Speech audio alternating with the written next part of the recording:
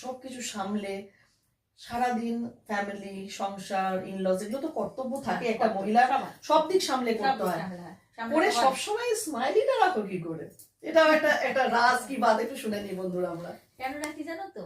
কারণ আমার মধ্যে যেটা সব থেকে হচ্ছে যে আমি খুব একটা মাইন্ড করি না কারোর কোনো কথা।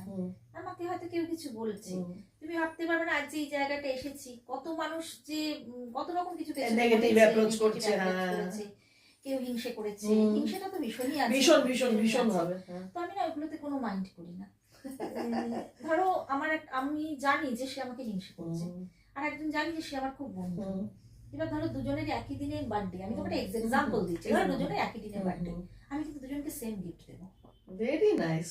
আমি দুজনকে সেম গিফট দেবো, ও করে ওর পার্সোনাল ব্যাপার। Very nice. আমি আমার যে মানে নিজস্বতাটা আছে সেটা আমি চেঞ্জ করব। বন্ধুরা